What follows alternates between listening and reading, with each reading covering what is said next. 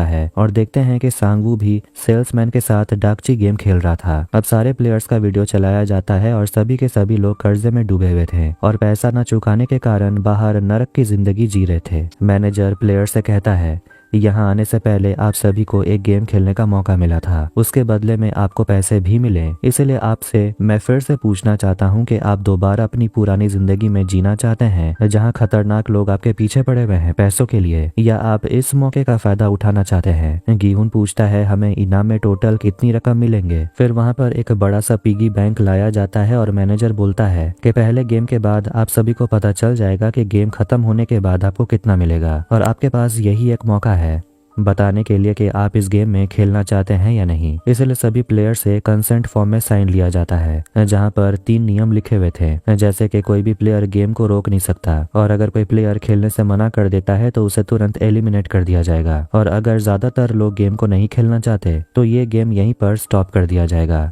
Frontman नाम का आदमी होता है जो काला मास्क पहने हुए था, जो सारे प्लेयर पर नजर रखा था।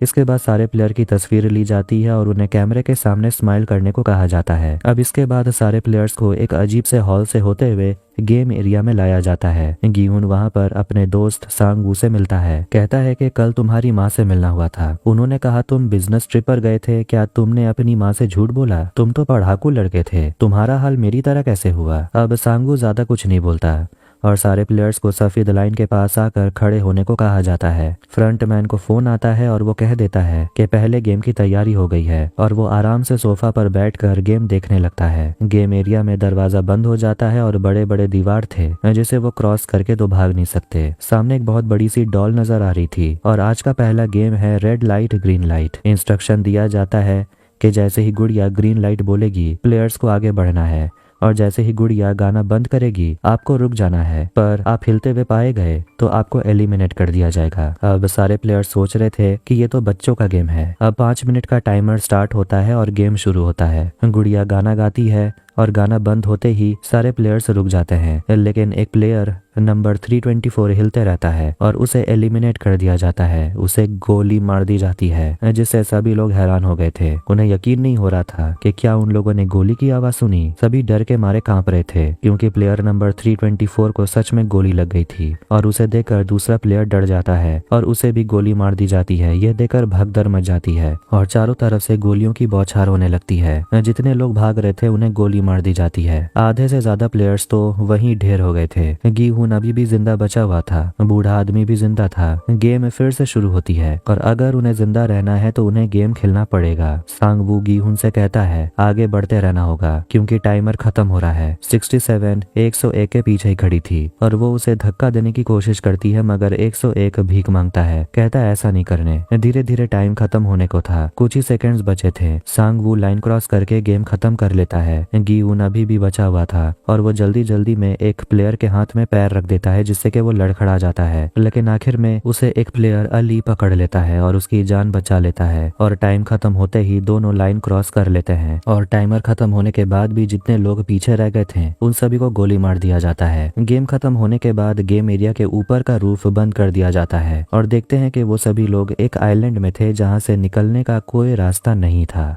पहले गेम में जितने प्लेयर्स मारे जाते हैं उन्हें इंसिनरेटर में जला दिया जाता है। अगर कोई जिंदा हुआ भी तो उन्हें भी छोड़ा नहीं जाता क्योंकि वैसे भी वो गेम में तो हार गए हैं। दूसरी तरफ हॉल में सारे प्लेयर्स डरे सहमे बैठे हुए थे। गीहुन सांगवू और अली को थैंक यू कहता है क्योंकि उन दोनों ने ही उसकी जान बचाई। फिर उसके बाद वहां पर मैनेजर आता है और प्लेयर्स को इन्फॉर्म करता है कि आप सब लोगों ने पहले गेम को पार कर लिया है और अब 456 प्लेयर्स में से 255 एलिमिनेट हो चुके हैं और सिर्फ 201 प्लेयर्स ने ही पहला गेम कंप्लीट किया है। अब इससे तो कोई खुश नहीं लग रहा था। प्लेयर नंबर 212 सामने आकर रोने लगती है, कहती है मुझे जाना है, मैं बाहर जाकर अपने पैसे चुका दूंगी, मुझे यहाँ नहीं रहना। अब धीरे धीरे करके सारे प्लेयर्स रोने लगते हैं और कुछ लोग काफी गुस्सा थे क्योंकि गेम में हारने पर उन लोगों को मारा जा रहा था। अब तो लोगों को इनाम के पैसे भी नहीं चाहिए थे, उन्हें तो बस घर जाना है। और सब चिल्लाने लगते हैं कि पुलिस हमें ढूंढ निकालेगी हमारे फोन को ट्रैक करके। मगर मैनेजर गोली चलाता है और एग्रीमेंट का दूसरा पॉइंट उन्हें बताता है कि जो भी खेलने से मना करेगा उसे मार दिया जाएगा। लेकिन सांग वू तीसरा पॉइंट याद दिलाता है कि अगर मेजोरिटी चाहे तो ये गेम बीच में बंद भी हो सकती है, इसलिए वो चाहता है कि वोट हो और ये तो रूल था। इसलिए मैनेजर मान जाता है और कहता है कि अगर ज्यादातर प्लेयर्स यही चाहते हैं कि ये गेम यहीं रुक जाए तो ऐसा ही होगा। लेकिन उसने पहले वादा किया था कि पहला गेम हो जाने के बाद उन सभी को इनाम का रकम दिखाया जाएगा। तभी ऊपर रखे पिगी बैंक में भर भर के पैसा गिरने लगता है। उसमें फिलहाल टोटल 25.5 बिलियन वॉन है। मैनेजर बता देता है कि अगर वो सभी लोग गेम को रोक देते हैं तो ये सारा पैसा फर्स्ट राउंड में जितने भी प्लेयर्स मरे हैं उनके परिवारों में बांट दिया जाएगा। यहाँ जितने प्लेयर्स बचे हुए हैं उन्हें खाली हाथ जाना होगा।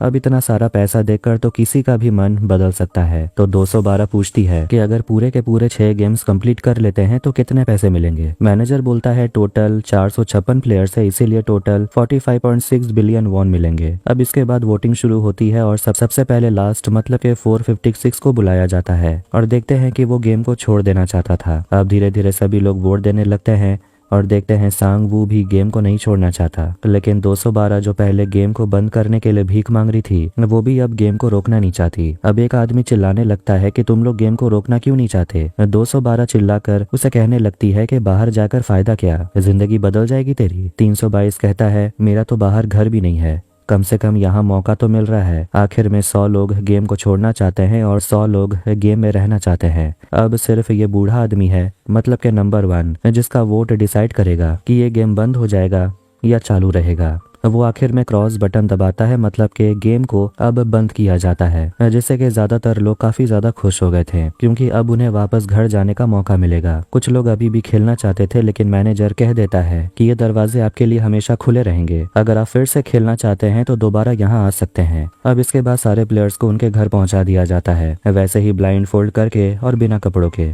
उन्हें रास्ते में फेंक दिया जाता है। गीहुन देखता है कि उसके साथ में वही जेब कतरी लड़की होती है। फिलहाल दोनों को निकलना था तो दोनों एक दूसरे की मदद करते हैं, लेकिन वो लड़की गीहुन के पैर को नहीं खोलती क्योंकि अगर वो उसे खोल देगी तो वो उसे पैसे मांगेगा। गीहुन कहता है वो पैसे नहीं मांगेगा, इसलिए वो लड़की उसका हाथ खोल देती है और वो उस लड़की से पैसे मांगने लगता है और वो लड़की वहां से चली जाती है। दूसरी तरफ अली और सांग वू दोनों एक जगह पहुंचते हैं और अली उसे फोन मांगता है, कहता है मुझे फोन करना है। लेकिन सांग वू देखता है कि उसके फोन का चार्ज खत्म हो गया था, इसलिए वो चार्ज करवाता है और फोन के ऑन होते ही उसे भर भर के मैसेज आने लगते हैं। अली अपने घर वालों को फोन करता है और अपने घर वापस जाने लगता है, लेकिन सांग वू उसे कहता है तुम घर कैसे जाओगे, तुम्हारे पास तो पैसे भी नहीं है।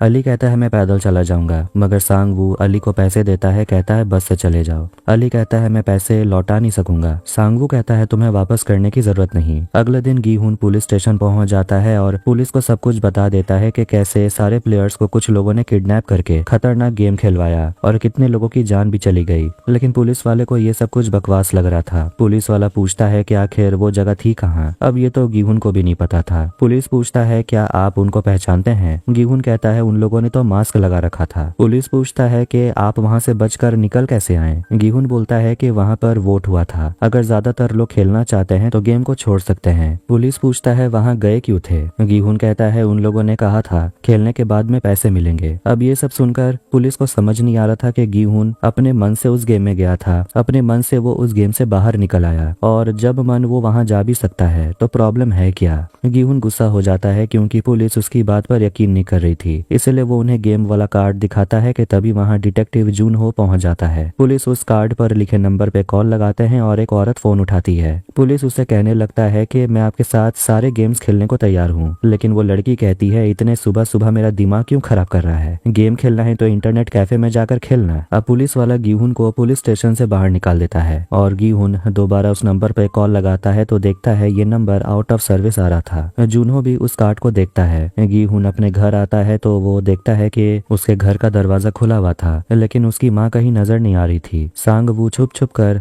अपनी माँ को देख रहा था कि तभी वहाँ गीहुन आता है और दोनों एक साथ कॉफी और सिगरेट पीते हैं और बात करते हैं। गीहुन उसे समझाता है कि कर्जे को लेकर ज्यादा न सोचने, तू तो इस मोहल्ले का शान है, मगर वो कहता है कि उसके ऊपर 6 बिलियन वॉन का कर्ज है और उसने अपनी माँ की सारी जायदाद गिरवी रख दी है। गीहुन को समझ आ जाता है कि सांगू की हालत तो उससे भी ज्यादा खराब है। तभी उसे फोन आता है और उसे पता चलता है कि उसकी माँ हॉस्पिटल में एडमिट है। पता चलता है कि उसकी माँ को डायबिटीज था, लेकिन इलाज न होने के कारण हालत बहुत ज्यादा खराब हो गई। शाम के समय उन्हें डिस्चार्ज कर दिया जाता है और गीहुन अपनी माँ को कहता है, आपको हॉस्पिटल में ही रहना चाहिए, आप ठीक से चल भी नहीं पा रही। मगर उसकी माँ कहती है, तू तो रह नहीं दे, इतने दिन तू था कहाँ और आज बड़ी फिक्र हो रही है मेरी। पता है हॉस्पिटल में कितना खर्चा होता है। गीहुन बोलता है, आपका इंश्योरेंस भी तो है। तो उसकी माँ उसे बताती है, तूने ही तो सारे पैसे जुए में उड़ा दिए, अब मैं और बहस नहीं कर पाऊंगी, अब जाने दे मुझे। जूनहो को देखते हैं जो